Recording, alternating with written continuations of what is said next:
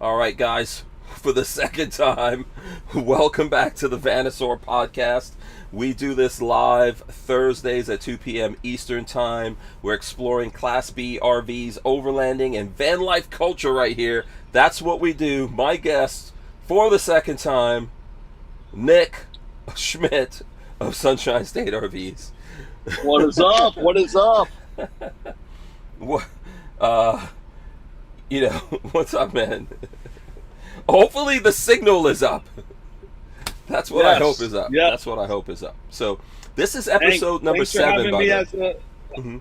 Hank, thanks for having me as a guest, man. I really appreciate it. You're welcome. You're welcome. And just a little brief recap for everyone out there. I'm at Sunshine State RV. You're also here. So, I don't know if that's part of our problem, right? Like, two dudes sitting at Sunshine State RV trying to get a signal up and out.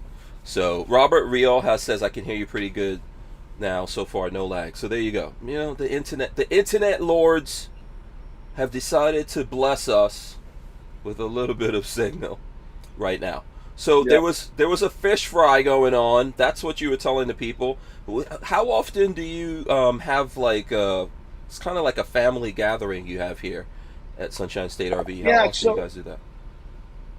So it's pretty cool. We go fishing once a year with the entire company. So we had 25 people go fishing this time, and then we always do the big fish fry on the Tuesday or Wednesday after the fish fry. This time we did it Thursday because we do a big lunch every Thursday for the entire team. So trying to do things to help build morale, trying to do things to help build everybody wanting to work together, be together, and getting to know each other outside of working.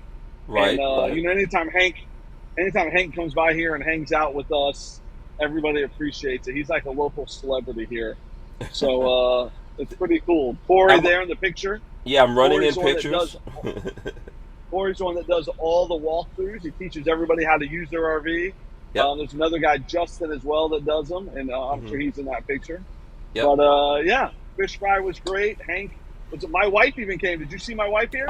I saw Mary. I didn't take any pictures, but I did see Mary. She was here. Lovely as ever, Mary. Always good to see Mary. Yep, she was there. Yeah. She got to eat lunch, and a lot of people. So it was great. We had a couple customers that were here.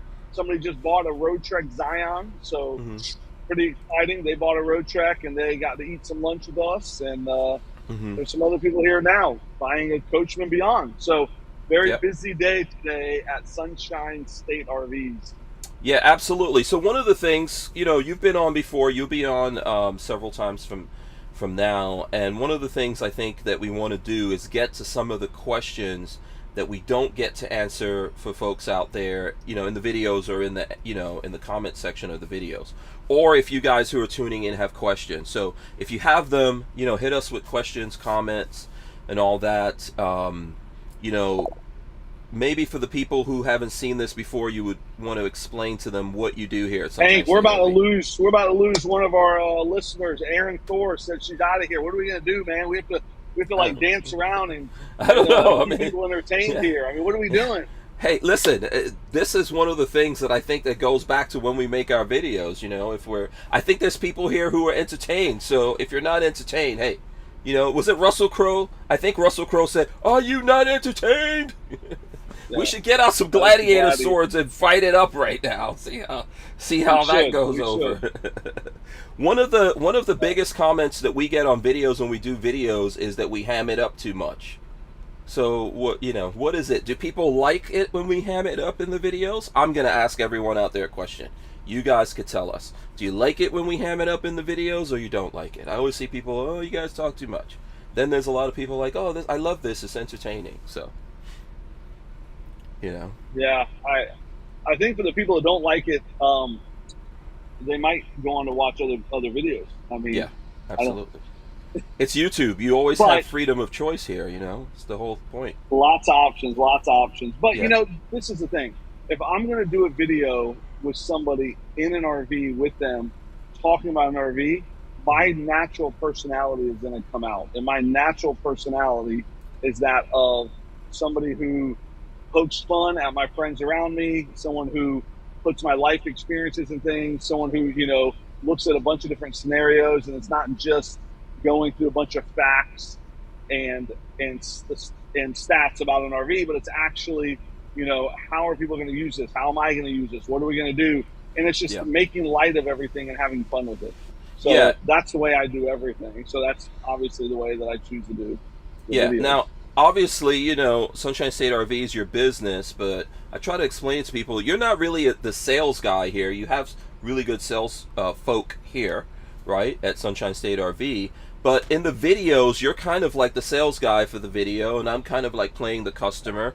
And I try to ask questions from my point of view, my limited knowledge of vans and all that kind of stuff, of owning a van and going around and seeing a bunch of this stuff. And then, you hit me back with your knowledge of selling these things and selling a lot of different vans from different companies. So that's kind of what our videos are, and we try to play off of that. It's not just entertainment. There's some information in there. We try to keep it fun, right. And I think most people realize that and enjoy it. So, no, you're right. I think you're absolutely correct. I think the banter back and forth does make it a little different than everybody else's. Mm-hmm. This is all I do all day, every day. So I have a lot of knowledge about the RVs, and sometimes I can bore the paint off of a wall talking about RVs. So let's keep it interesting. Yeah, exactly. So now, like I said, if you guys have questions out there, things you want to know about the Class B van business, if you want to know about these kinds of RVs, hit us up with those questions right now, and we'll get to it. Let's start with this, Nick. What do you feel is the state of the Class B RV industry right now? Is it up? Is it down? Is it in the middle?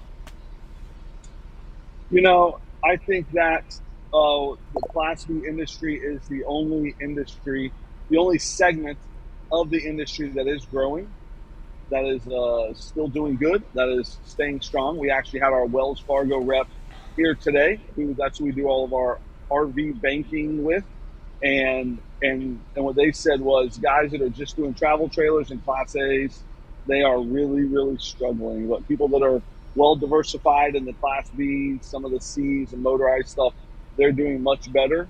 So okay. This is still a good market for Class B's. Is it what it was 2 years ago? No, but we are exactly on par with where we were last year. So January 1st to June 30th, 2022 versus January 1st to June 30th, 2023, we sold the same number of RVs. So we're not down, but we're not up. We have sold the exact same. So, the industry's good. What's great right now is I'm really hoping we can see some innovation from the Class B manufacturers. Really, really hoping that the ones that are creative and that can come up with some nice stuff, they can actually, like now is when they're starting to put some cool stuff in the vans that where the last 2 years they weren't able to because of part shortages, because of different things. Now they're actually becoming innovative again, which is really exciting. Yeah. So do you think that what's happening right now, right, in terms of, in the overall RV industry, sales backing off, and I would say, like, from my point of view, with Class B vans, it's either, like you're saying, the same or down a little bit. Do you think that's due to the economy, interest rates, people are worried about things going on, all of the above? Yeah, no, I really think it's everything. I mean, it is. Interest rates have definitely skyrocketed, so that's making people think twice. And then also, I mean, the economy is questionable. Real estate's still good here in Gainesville, but in some parts of the country, it's not as good as it was. There's a lot of uncertainty in the country, and I think it all kind of plays an effect on the recreational market. But I think that as new stuff comes out, it brings people back in. So what's exciting is as Coachman and Road Trek and all of that, as they're um, being innovative, as they're coming out with new features, new options, new ways RV, that it's bringing people who are sitting on the sidelines, bringing them back into the market, which is nice. Yeah, so I think this, you could tell me if I'm wrong here. I think the traditional buyer for Class Bs are kind of in the retirement age. So folks who've worked their whole life, they've saved for this, and now they decide, hey, we're going to get out there and travel the country, right? Is that the traditional buyer, Yeah. would you say? Okay, and so the big boom you guys had is other people outside of those traditional buyers were coming in along with the traditional buyers, right? That is correct. Yeah, there Okay. was, it's always kind of been the same buyer, the 55 to 70-year old couple, typically, Mm-hmm. who is retired and kind of wanting to go visit some grandkids, see the country, kind of, have a little bit of freedom doing things. And then through the boom, it was a lot of people who were working remote, who, instead of traveling internationally, they traveled domestically, and people who were just like, man, I've never actually seen our beautiful country, and I really want to spend some time and energy seeing it. So that was a lot of the reason that we were selling. I mean, that's a lot of the reason for the big growth for the last 3 years. Yeah, and I think going back to what you said about the companies in this particular section of the industry innovating, I think when they think about innovating, not only, obviously I get it why they want to think about the traditional buyers, because those are the solid buyers. Those folks who are retiring, even though they're concerned about the economy and interest rates, they're retiring now. And so they still do what they want to do. But if you want to bring in the younger folks, you want to make these vans more flexible, cooler. You want to think about your the age differences there, or the generational differences, I think, with people. That's my opinion. And then folks out there, you guys can let me know, or you can let me know what you think about that, Nick. I know we talk about this sometimes. Yeah, I like what Travel Dreamer's saying. It's Hmm. infotainment. Oh That's a yeah. good way for us to infotainment. Yes, infotainment. Let me get some comments in. Dave49 says, "What a nice company tradition. You can just go out on the boat for a ride." Yeah, I guess those guys are kind of competitive, right? I think you had a competition of who caught the biggest We fish, did, but some we people are just did, out there having fun. Yeah. Hmm. and Shelly, one of our sales people, one of our top Hmm. sales people, Hmm. she won the competition. She caught a Hmm. 20-pound red snapper. Yeah.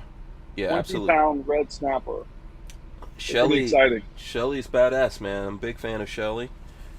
That's who I bought my van from when we came Yes, here, and she's awesome. that's So true. That is true. yeah. So I'm trying to get the comments up here and get to questions. Let me see. Lola has some, so let me get something in from Lola. She says, "I wish Mercedes offered all-wheel drive on the B Plus, Tiffin, Renegade, Thor, etc. It is ridiculous to pay." Oh, this is a comment from someone, so Lola's given us those. "It is ridiculous to pay 260K for a B van when you can get a B Plus for 160K and have, 2 feet." So okay. I'm sure you hear this one. What's your answer to that one?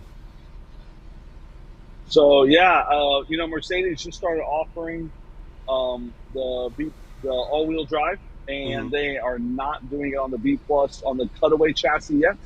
Only on the B van. My guess is that they will start offering it within the next year. So that's my guess. Mm-hmm. Um, there's usually a little lag. Mm-hmm. Speaking of lag, Right. there's usually a little bit of a lag when Mm-hmm. it comes to them offering things on on the cutaway chassis versus the van chassis. Mm-hmm. But it would be really nice to have it on the B plus. Yeah, I think it's possible to see that. I was looking at Coachman, the Class B section. I forgot what's the name of the. I did a short on it. Is it? Man, I forgot the name of it. Maybe Lola will remember what I'm talking about. Here it was a really nice Mercedes, and it's a newer Mercedes, but it's not on that chassis yet, and that would be nice because you can get all-wheel drive. There are some options out there of all-wheel drive from the Ford point of view. There are some companies that are building stuff on the all-wheel drive chassis that's B plus C. So, yeah, I think we'll see it. It'll happen. Takes time. Let's see. I think so too. I agree with you. Here's a question from Dave49. Says, any rumors of the new Ford Transit Trail model being used in a new forward-thinking RV design? Good question. You got some rumors that you can share without getting into too much trouble? Yeah. Notice I said don't get in trouble. We've definitely heard the rumors. Right. We're probably, if you want me to take this first, right? Because I look at a lot of this stuff of what's coming out with the trail and all that. It's really cool. Basically, if folks don't know out there, Ford themselves have seen how popular these vans are for folks not only buying RVs from traditional builders like Coachman, American Coach, Winnebago, etc., but people just buying a van and fixing it up to get out there, go more off-road and everything. And the Transit's very popular for that, being all-wheel drive. So Ford is lifting it, putting bigger tires on, adding a power pack. They can cut the hole and install a max fan for you. So that goes a long way to that, being a camper van, even if it's self-build, but then also now it creates the opportunity where some of these companies can come in and do their own builds. And I think whoever's going to do it on the trail is probably going to think about making it lighter weight and making it more flexible, like we were talking about. I'm going to imagine that's what they're going to do. But we haven't seen... I think when Ford announced this, the only one that I saw out there is VanDoit. So they have... they have a prototype out there, but I haven't seen anyone else because the vans have not gotten delivered yet. Right. So they've only gotten the one. Some of the other manufacturers have told me that they're thinking they're getting one soon. Right. So, my thought is by next year, we'll definitely see some of the trail vans, the Transit Trail. But I don't think, Hank, correct me if I'm wrong, I don't think they have the dual wheels. I think they're just single rear wheels. Is that right? Yeah, because I think Ford's focus with the Transit is more off-road. So the van's going to be more off-roadable if it's single wheels. Now, traditional builders, I don't know of any traditional builders that are building with the single wheels. I think, Winnebago's prototype for the ERV2, that's on single wheels. That's electric. So I'm trying to think. 27 North, they built their Ford on the single wheel. They don't do anything with dual wheels because you're right. When you're off-roading in the like the Transit or the Sprinter or the ProMaster.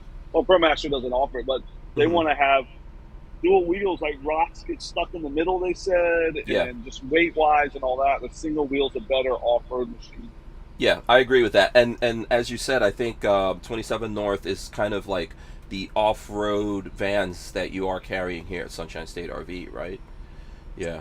Yes, they are. Now, everybody has an off-road version. It's like American Coach, Coachman, everyone kind of has an off-road version, but 27, Winnebago has the Revel and they have a bunch of, but 27 North that's what they do. Like they do it very, very well. Yeah. They do off-road vans. Yeah, absolutely. And in the interest of fairness, just because PJ will probably look at this and leave a comment there, so does Mod Vans. Mod Vans builds all their stuff on single wheels. If you're looking for that, there you go. That's a good option too. You don't carry that. I don't know anything about VanDoit. I've seen them and met them, and they're great. But I don't know what Mod Vans.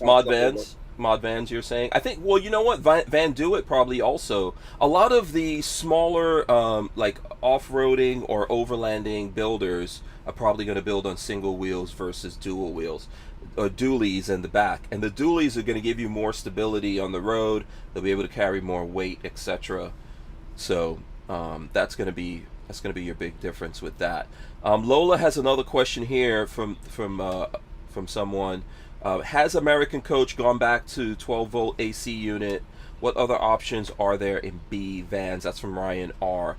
And I think that was on a video we recently did where you and I were driving the new American Coach MD4 Patriot.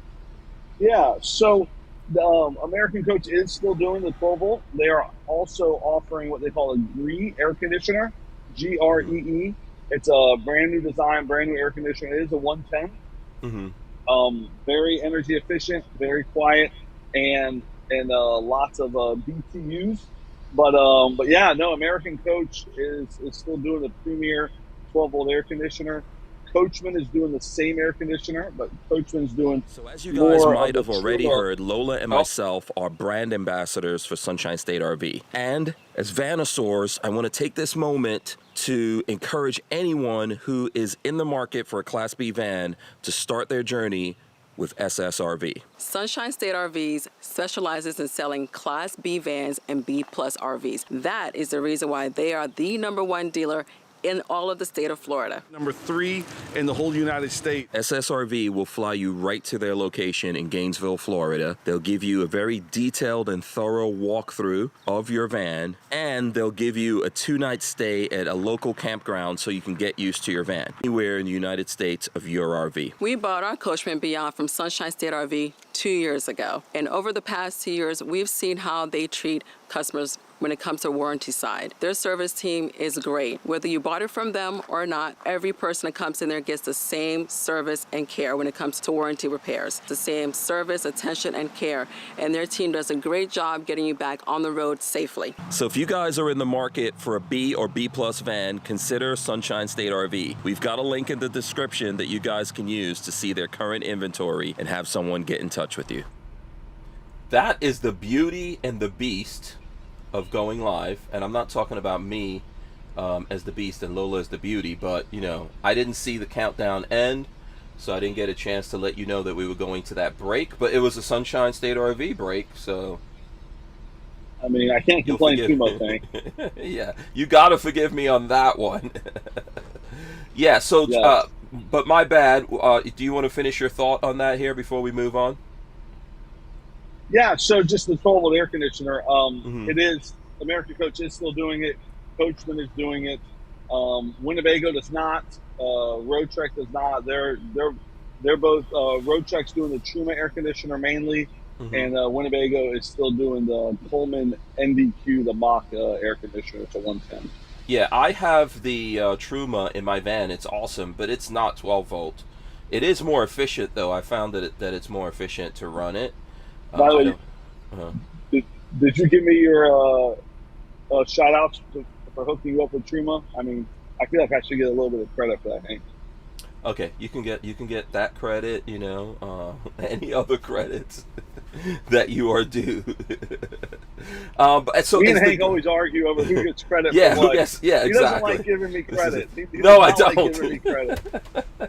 Yeah, so you try to catch me right here, where I don't have any choice.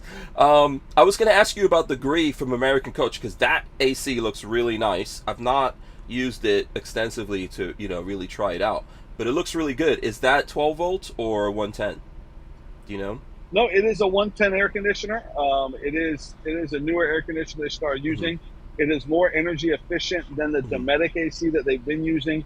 It's quieter, and it has a built-in dehumidifier as well. So there's a lot of cool features that the Gree offers. And that's one of the reasons that American Coach went to using it, because of that. Yeah, absolutely. Okay, Travel Dreamer has this question here, and if you guys have questions, please leave them. Smash the thumbs ups, okay? We need that. I know we had a rough start here, but I'm sure you guys out there will forgive us for the rough start. Travel Dreamer says, are you seeing the ProMaster begin creating an all-wheel drive version, or do you think that will happen from Ram, all-wheel drive ProMaster? I hope. I really, really hope. That would be, if they do that, they're gonna. I've not seen it. Yeah, if wow, can you imagine that? I think if Ram put out a all-wheel drive ProMaster, because who sells the most vans chassis wise? Is it Ram? Do you think, or is it? Yeah, it is. It is Ram. I mean, Ram sells the most. What's been cool the last couple of years is that Ram has really stepped their game up to be on almost a level playing field with Mercedes and Ford, where they have the push button start, they have the 9-speed transmission, they have the big navigation screen, they have all the safety features that the Ford has, and so they've really, every year they keep stepping their game up to do a better job. And with them if they add an all-wheel drive to it, it would really really be a game changer for them. I think that for anybody that uses a Ram chassis, that would be a big deal. Yeah, Big I deal. would. Yeah, I would agree with that. The Ram chassis just looks really, really, really, really nice. I was trying to see if I had a picture here on my phone that I could pull up really quick for you guys, but I got so many pictures. I don't think I'm getting to. I'm not gonna get to it fast enough to show you all. Actually, oh no, you know what? I do have a nice picture here from Coachman. This is gonna be an upcoming video, but this is a. I'll switch over to my phone here for a second. Boom! So that's gonna be a Nova. That is a way better looking van now, Nick. Way better looking. That's nice. That's sexy. Really, really nice. And then is it just Coachman doing these wheels, or are those Ram wheels? Because these wheels look good too. That we're getting on Those there. Those are Coachman wheels. Yes. Oh, okay. So that's an exclusive thing to Coachman. Well, yeah, no, Coachman buys them and they upgrade those wheels. That is not a standard wheel. That's not what comes with it. But that Okay. is the brand new chassis. Okay, yeah, that's a great idea from Coachman, I think, to do those wheels. And I guess other guys can do nice fancy wheels also. You know, put it on there. But, yeah, we do that with everybody. I mean, we're always mhm. always upgrading wheels for customers. I mean, there's a lot of stuff like that we do. Yeah. So I think, you know, just on the subject of the ProMaster, right? This big change that we've seen that happened, a lot of these companies don't really, how often do they change these things? Maybe 5 years, maybe 6 years for them to do another generation. Yeah, so I don't know if we see it with everything going on, we're probably going to see electric. I know some people are going to get mad when I say that, but that's probably going to be the future changes we see. Yeah, I really think that's going to be the next changes for everybody, for Mercedes, for Ford. Well, Ford's already there. Ford's already doing it. Mercedes is making their electric cars and a bunch of their cars. Yeah, So the e-Sprinter's Sprinter will coming just out be soon. next. Yeah, and I think I don't Ford, think Ram is doing it. I've heard rumors, but what does that mean? You know what I mean? I've heard rumors that Ram is planning on having an electric ProMaster. We haven't seen in America them announce the e-Sprinter yet. Everybody is. Yeah, Mercedes is going to have an e-Sprinter, you know, so yeah, we're going to see some stuff on that. Here we go. What's Lola at? Okay, on the all-wheel drive, can you flat tow like four-wheel drive? That's from the Hangman. I'm not sure. We're going to have to I know people. Go ahead. People have bought the Sprinter vans that are four-wheel drive to tow behind their big Class A. So I'm assuming they can be flat towed. All-wheel drive, I'm not sure. It's still pretty new. So this is my understanding of that. So that's why a lot of folks that have RVs tow a Jeep, right, like a Wrangler, because it's four-wheel drive is completely different, right? Unless you put it in four-wheel drive, it's in rear-wheel drive. So towing that and all the wheels being flat on the ground is fine. But if you're towing anything all-wheel drive, you can flat tow it, from what I understand, but you can't flat tow it that far. So if you're flat towing that, you have to stop more often and let all that stuff cool down, because everything's going to be turning as the wheels are going. So you know, and like I said, I'm not a mechanic, so my understanding is you're gonna have to put that on a trailer if you want to be safe and drive long distances.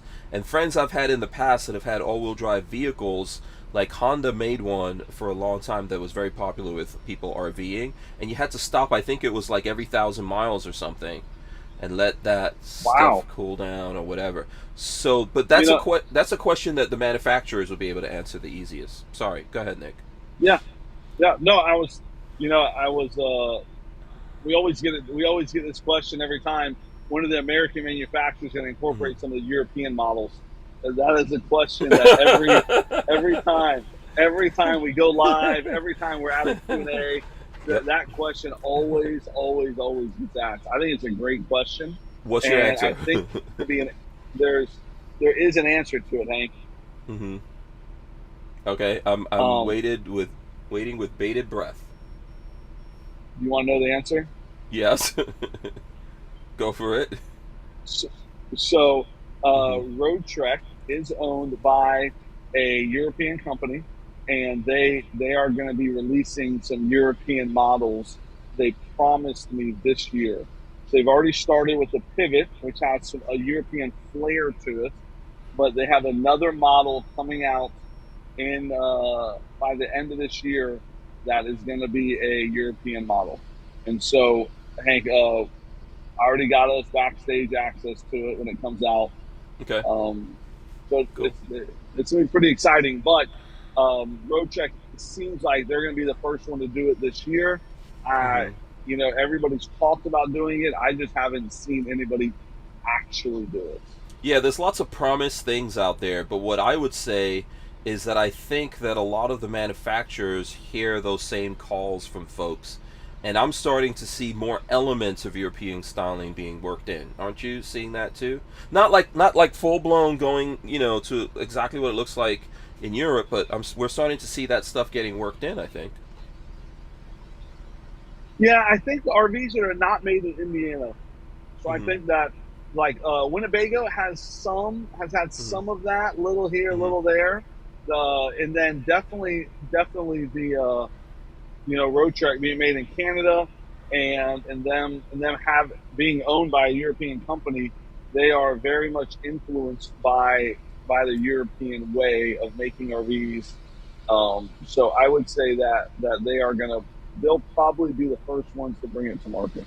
Yeah, and let me just say, this is a complete aside. I hope you learned your lesson about having a big fish fry over here and then eating dessert and all that and then getting on camera, because I can see you every time you yawn, you're making me yawn. Remember I said to you, I don't want to eat anymore because I gotta fall asleep. Can you tell when I'm yawning? I keep trying to hide it. I'm like, oh no, I'm over trying to protect you on that one.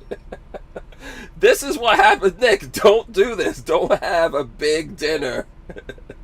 I'm going to go straight to bed right now. We had fried fish. We had it all.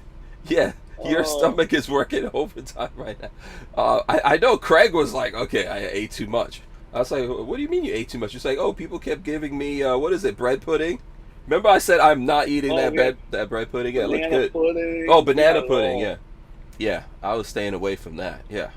Okay, so there you go. Carolyn Smith's Food Forest Homestead says, I'm just yards outside of Gainesville and Cox Cable keeps going in and out on me. Also, there's a solar storm out there messing with internet signals. So there you go. That's from... I think Robert Rojas has a good question, Hank. Oh, okay. You want me to get to that? I was going to get to Tommy, but let's see. Let's get to Robert Rojas first. I have a question. I already answered Tommy. Oh, you did? Okay, I missed it. Okay, I have a question for both of you guys.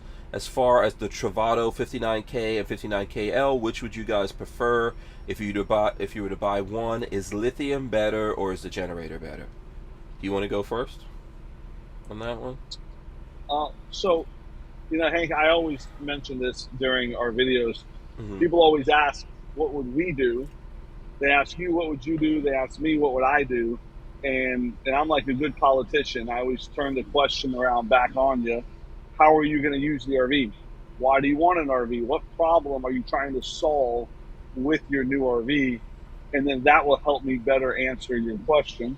Robert, if you really care about me and what RV I would buy, I'd buy a lithium one. But they're not for everybody. You know, not everybody needs a lithium one. Some people that are going to be in campgrounds every night for as long as you own it, you can get by with a generator. Just plug in, and then with a little bit of time that you want to run the AC without being plugged in, just turn your generator on. But if you tell me you're always going to be in national parks and off the grid and all that, then I would tell you need lithium batteries. So, you know, everybody has a different reason why they're going to buy an RV. For me, I'd buy a lithium one, but everyone uses it so different, and so this is a very, very personal question. Yeah, absolutely. I agree. You know, from my point of view, I agree that it is a personal thing. I mean, it also has to do with your budget, right? The lithium generally is going to cost you more, right? So that's something to think about. So, for example, I bought a AGM. So mine had an AGM battery and the generator. right? And then I converted it to lithium batteries, so I have lithium and the generator. And I'll tell you guys, and Nick is probably going to laugh right now because he saw me experiencing this today. I'm not doing generators anymore. I'm over generators. So if I buy any van that I buy from now on, is just going to have a lot of lithium and a second alternator in it, and that's it.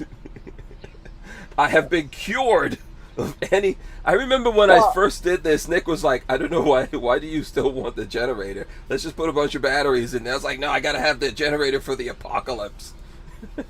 I'm done. But like I said, my personal preference is lithium. But everybody uses them differently. You're in a parking lot doing a podcast. You need as much lithium batteries as you can fit in your RV, Hank. Right. Period. You just need as much lithium batteries. Yeah. Not everybody does podcasts from parking lots. If you're not doing that, you don't need lithium batteries. You can get by with a generator if you're going from Cater. Save the $20,000 and go buy your campgrounds for the next 10 years. Mm-hmm. Yeah, so I think, you know what? I mean, it's true. I think people, look, with the generator, you just have to maintain it and all that kind of stuff. Probably what I did complicated everything, right? I think buying something and then spending more money, it's better if you buy what you want in the first place and that manufacturer has built it all to work together versus you're now introducing things to the system that didn't exist there. So I'm not really knocking the generator, but I really do think after looking at this for a long time that lithium second alternator, that's really the best way to go, but it's going to cost you more. I think you're looking probably, depending on how much lithium and all that, somewhere between $10,000, $20,000, maybe $30,000 extra for that. Well, now they're having 1,000 amp hour battery packs, 3,000 watt inverters, 300 watts of solar. I mean, there's some very, very serious lithium deals out there that they're not cheap. You know, just the batteries themselves are $12,000 to $15,000. Then the inverter, then the installation. I mean, it's a serious investment. And like I said, if you need it and you're going to use it, it's a I think there you go. So that's I don't know if that's a declarative answer for Robert, but I think based on that, you know, my experiences, I would just go with lithium. And then also there's big lithium power packs that they have now, or what they call solar generators, or all this kind of stuff. So standalone ones. Lola and I have something from Jackery. We just bought a bigger one from Jackery. But that one you can move around, so you can have it in your van and then move it to, like I'm going to have it in my electric van, or you could put it in the house and stuff like that. But they tend to get heavy too as they get bigger, and it's not purpose built for vans. And if you put those in your van, you better have room for it somewhere. Right, 100%. So there you go. Yeah, I hope that answers your question, Robert. That's a long answer to a short question. Right. Now, there's a question I saw on... Hank is good at that. Yeah. Well, I'm trying to give people all the different perspectives on it. And then there was a question that came in from Facebook, as well, that someone was asking about medications. So I'm going to try to see if I can get Lola to answer that while I'm on the air. If not, that Facebook question, I'll just let her answer it separately. Just to tell you guys what I'm talking about here, someone asked about medications and traveling in the RV and stuff like that. Lola is a pharmacist. I think she's probably a better person to answer that. So maybe I'll answer that in a different video, or she'll just go personally and answer that one. It is a good question. If you're going to travel in the RV, there's fridges in here. Some medications need to be in the fridge, some don't have to be.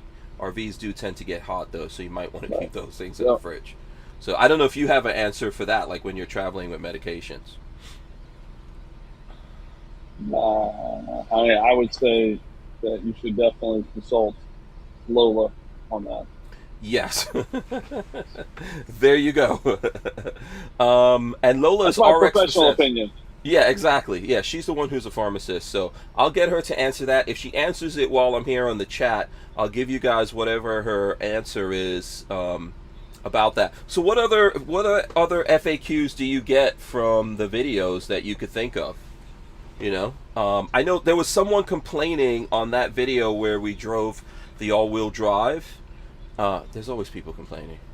So, but this guy was complaining, and I won't show the comment here. I'm not trying to set people up or anything. But this guy was complaining because I was trying to point out to you that when in all-wheel drive, when you take off from a stop, you don't get that skipping that happens. And he was like, what are you talking about skipping? And what I meant is if you have a 4x4, like I've had a 4x4 pickup truck, and I've done this when I've driven the 4x4 vans or even just rear-wheel drive vans, when you first go to start, those rear wheels just spin out sometimes, especially if you kind of like mash on the gas. Obviously, these things have a lot of weight, so that kind of keeps everything pinned down. But I do feel that skipping sensation on the wheels, and maybe I'm just a lead foot.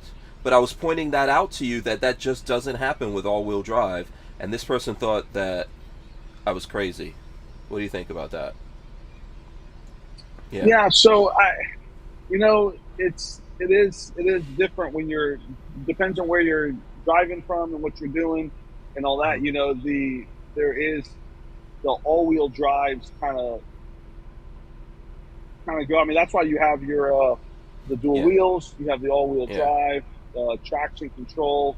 That's kind of all part of that system there. But the all-wheel drive is meant to automatically kick in. Same on the Mercedes and the Transit, where it automatically kicks in when you need it, and when you don't need it, it's not there. And that's kind of We're taking a break. Hold on 1 second. Lola and I are now official brand ambassadors for Coachman Class B. So I wanted to take a moment to tell you guys why we, as VanNoisSeurs, like it says on our t-shirt, are very excited about our partnership with Coachman Class B. First off, Coachman RVs has been a leader to the great outdoors since 1964. So next is the fact